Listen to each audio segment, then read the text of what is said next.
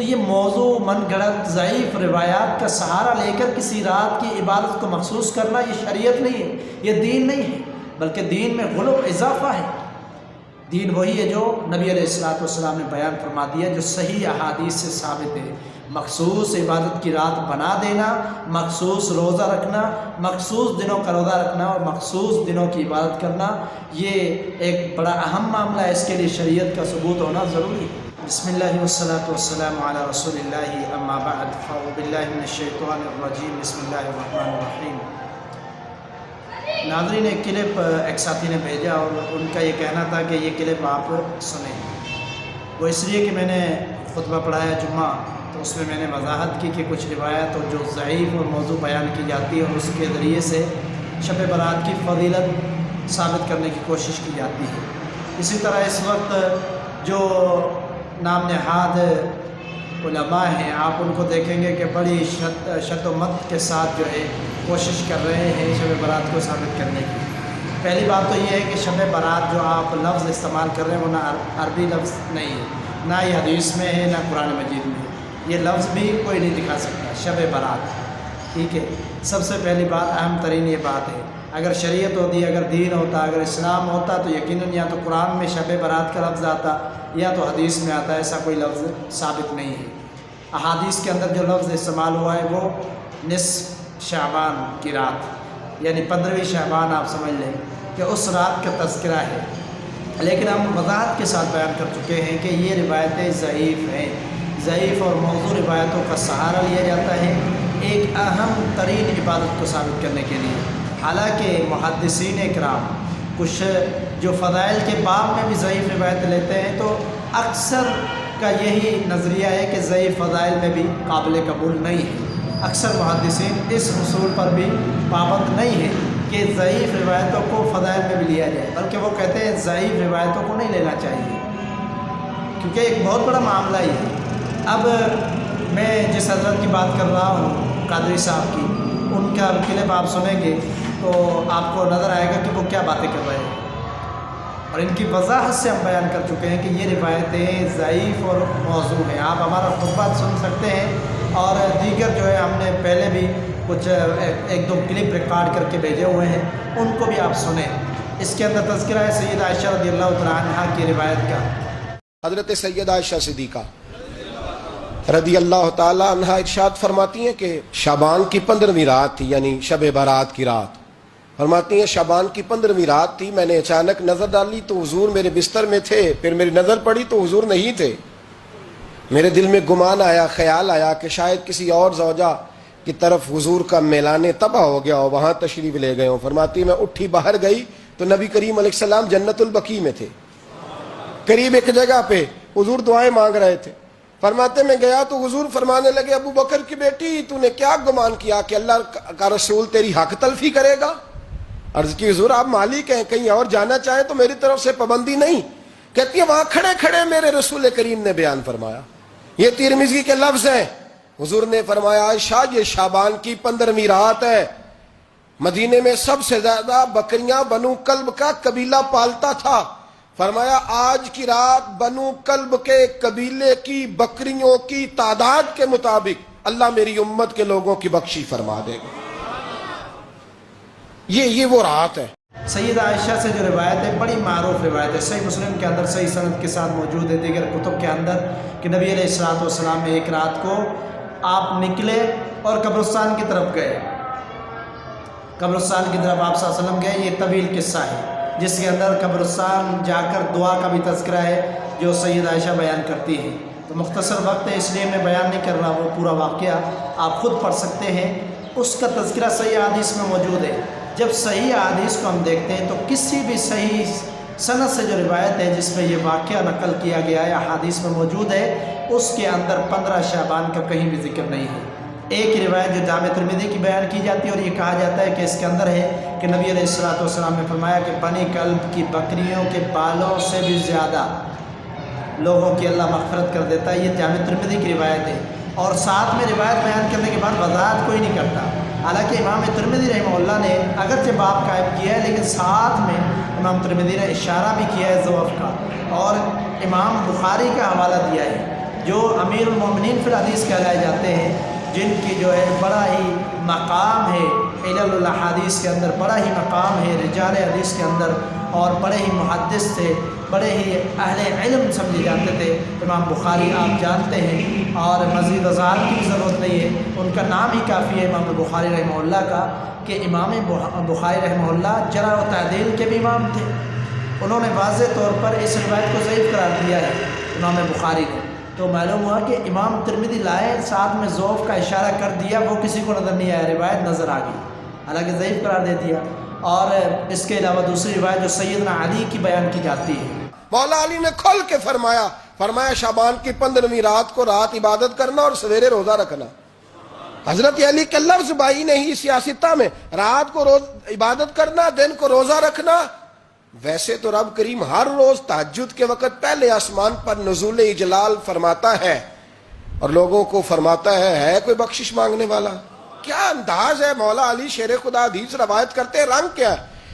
قوموا لیلہا وصوموا نہارہا، کہ جو 15 شعبان کی رات ہے اس کی رات کو قیام اللیل کرو اور دن کو روزہ رکھو۔ یہ روایت بھی جو ہے موضوع ہے، امام البانی نے ذکر کیا ہے اور دیگر محدثین نے بھی ذکر کیا ہے ضعفاء کے ضعیف کے اندر۔ تو یہ روایت جب ثابت ہی نہیں ہے، حالانکہ اس روایت کے اندر الفاظ کیا ہے کہ اللہ تبارک و تعالی مغرب کے وقت آسمان دنیا پر آتا ہے اور ندا دیتا ہے، جس طرح بڑی معروف روایت ہے صحیح مسلم کی۔ تو صحیح مسلم کی جو روایت ہے اس کو آپ لے لیجئے، یا دیگر صحیح روایت کو جن کے اندر یہی واقعہ ذکر ہے، اور اس کے اندر الفاظ کیا ہے، ہر رات کو اللہ تعالیٰ رات کے آخری حصے میں آسمان دنیا پر نزول فرماتا ہے۔ تو یہ جو روایت ہے صحیح ثابت ہے، اس روایت کے اندر کہیں بھی آپ کو 15 شعبان کا تذکرہ نہیں ملے گا۔ جو تذکرہ ملے گا اس کو موضوع بھی کہا گیا ہے، ضعیف بھی کہا گیا ہے۔ آپ موضوع اور ضعیف روایت کو لینے کے لیے تیار ہیں، اور جو صحیح روایت ہے اس کو چھوڑ دیتے، اس کو بیان ہی نہیں کرتے۔ جو ایک فضیلت ہے، روزانہ اللہ تعالیٰ آسمان دنیا پر آتا ہے، روزانہ، یہ ایک عظیم، ہر مسلمان کے لیے ہر رات کو یہ موقع موجود ہے کہ وہ دعا کرے، مغفرت مانگے اللہ تعالیٰ سے۔ باقی شب جو ہے شب شعبان کی 15 شب کو یہ عبادت کرنا مخصوص انداز میں، مخصوص طریقے سے مسجدوں کو سجانا، یہ طریقہ کار کہیں سے ثابت نہیں ہے۔ آپ نے روایت پیش کی سیدنا علی کی، ٹھیک ہے، ہم مانتے ہیں، آپ نے کہا ہے، ہم مان لیتے، صحیح ہے، لیکن آپ خود سیدنا علی سے کوئی عمل ثابت کر کے دکھائیں، خود سیدنا علی سے کوئی عمل ثابت کر کے دکھائیں۔ آپ نے روایت پیش کی سیدہ عائشہ کی، سیدہ عائشہ صدیقہ پیچھے بھی گئی ہے نبی صلی اللہ علیہ وسلم کے ساتھ، تو پھر بعد میں کبھی 15 شعبان کی رات کو سیدہ عائشہ کا کوئی خاص عمل سنائیں، بتائیں، یا 15 شعبان کی رات صحابہ کرام عام طور پر گئے ہوں قبرستان میں، جس طرح آج کل لوگوں کو ترغیب دلائی جاتی ہے، اور خود علماء حضرات جو ہے وہ بھی ساتھ جاتے ہیں، کوئی دکھائیں کوئی ایسی روایت، یا صحابہ کرام نے یہ عمل کیا ہو۔ تو یہ موضوع، من گھڑت، ضعیف روایات کا سہارا لے کر کسی رات کی عبادت کو مخصوص کرنا یہ شریعت نہیں ہے، یہ دین نہیں ہے، بلکہ دین میں غلو اضافہ ہے۔ دین وہی ہے جو نبی علیہ السلام نے بیان فرما دیا، جو صحیح احادیث سے ثابت ہے۔ مخصوص عبادت کی رات بنا دینا، مخصوص روزہ رکھنا، مخصوص دنوں کا روزہ رکھنا اور مخصوص دنوں کی عبادت کرنا، یہ ایک بڑا اہم معاملہ ہے، اس کے لیے شریعت کا ثبوت ہونا ضروری ہے۔ اور پھر فضیلتیں جو بیان کی جاتی ہیں، وہ فضیلتیں ساری کی ساری آپ دیکھیں، وہ لیلۃ القدر کے بارے میں، لیلۃ القدر کے بارے میں، اور ان کو کھینچ تان کر 15 شعبان کی رات میں ثابت کرنے کی کوشش کی جاتی ہے۔ جو فضیلتیں شب قدر کی ہیں، رمضان المبارک کی جو رات ہے اس کی جو فضیلت ہے کہ لیلۃ القدر کی رات، وہ ساری اس کو دینے کی کوشش کی جاتی ہے شعبان کی 15ویں رات کو۔ حالانکہ ضعیف اور موضوع روایتیں ہیں جن کی سند ہی ثابت نہیں ہے۔ ایک طرف آپ کہتے ہیں سیدنا علی سے، اور وہ خود نہیں بیان کر رہے بلکہ نبی صلی اللہ علیہ وسلم سے، کیسے نبی صلی اللہ علیہ وسلم سے آپ نے ڈائریکٹ ثابت کر دیا، حالانکہ وہ روایت ثابت نہیں ہے۔ نبی علیہ السلام نے فرمایا، آپ نے فرمایا، جس نے میرے بارے میں ایسی بات کی جو میں نے نہیں کہی، اس کا ٹھکانہ جہنم ہے۔ بے سند بات کر کے، موضوع روایت کا سہارا لے کر نبی صلی اللہ علیہ وسلم پر جو ہے الزام تراشیاں کی جا رہی ہے، اور آپ صلی اللہ علیہ وسلم کی جو صحیح احادیث ہے ان کو چھوڑ کر ضعیف کا سہارا لیا جا رہا ہے۔ پھر آپ خود فیصلہ کریں آپ کس طرف جا رہے ہیں اور کیا کرنا چاہتے ہیں آپ۔ تو عزیز ساتھیوں، بات یہی ہے کہ بہت سارے ایسے جو ہے آپ کو نظر آئیں گے خطبات رات جو ثابت کرنے کی کوشش کریں گے، لیکن حقیقت اور واضح بات یہی ہے کہ اتنی بڑی اگر فضیلت تھی، اتنی بڑی اگر رات تھی لیلۃ القدر، جتنی اس کی فضیلت تھی، اور 15 شعبان کی رات بڑے مقام اور فضائل بیان کیے جاتے ہیں جو موضوع اور ضعیف روایتوں میں ہیں، تو کیا صحابہ سے کوئی ایک عمل بھی ثابت نہیں ہونا چاہیے کیا ان کا بھی عمل؟ حالانکہ صحابہ اکرام تو بڑے حریص سے عمل کے، وہ تو نبی صلی اللہ علیہ وسلم سے پوچھا کرتے تھے بار بار کہ اللہ کے رسول عمل کے بارے میں بتلائیے، کون سا اچھا عمل ہے، کون سا افضل عمل ہے؟ اگر اتنا ہی افضل عمل تھا تو خلفائے راشدین نے باقاعدہ طور پر کیوں نہیں قیام کیا، باقاعدہ طور پر کیوں نہیں روزہ رکھوایا، اور دیگر صحابہ اکرام سے کیوں نہیں ملتی روایت؟ حقیقت یہی ہے، بات یہی ہے کہ یہ بعد میں شروع کی جانے والی بدعات ہیں، کیونکہ محدثین ضعیف اور موضوع روایتوں کو اتنی اہمیت نہیں دیتے تھے جتنی آج کل جو ہے خطبہ حضرات دیتے ہیں، اور ان ضعیف روایتوں سے بھی بڑے بڑے مسائل ثابت کرنے کی کوشش کرتے ہیں۔ اگر یہ صحیح بات ہوتی، درست کام ہوتا تو خلفاء بھی کرتے، صحابہ بھی کرتے، اولیاء اللہ بھی کرتے، اور دیگر محدثین، تابعین، تبع تابعین، یہ قرون اولیٰ میں کئی مثالیں اس کی ہوتی، لیکن کوئی ایک مثال بھی نظر نہیں آتی، جس کا مطلب یہ ہے کہ یہ بات کی بدعات ہیں، اس لیے ان سے گریز کرنا چاہیے، بچنا چاہیے۔ تو میں ابھی ایک حضرت کا کلپ سن رہا تھا جن کو کہتے ہیں محمد احمد نقشبندی، کہتے نہیں صحیح حدیث، یہ ہم سے وہ صحیح حدیث کا مطالبہ کرتے ہیں جو البانی صحیح ہو، یا ابن تیمیہ حرانی صحیح ہو، یا شوکانی صحیح ہو، قرآنی، ربانی، رحمانی صحیح حدیث کی یہ بات نہیں کرتے۔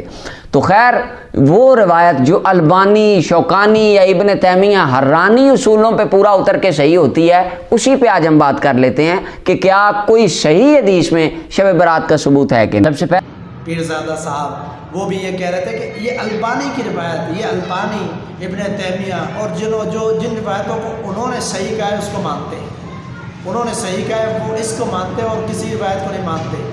حالانکہ یہ بہت بڑا بہتان اور الزام ہے، الزام لگاتے ہوئے، بہتان لگاتے ہوئے ذرا سی بھی شرم نہیں آتی ان لوگوں کو کہ کیا اہل حدیث کا یہ مسئلہ ہے کہ صرف امام البانی کی جو صحیح روایت ہے وہ ماننی ہے؟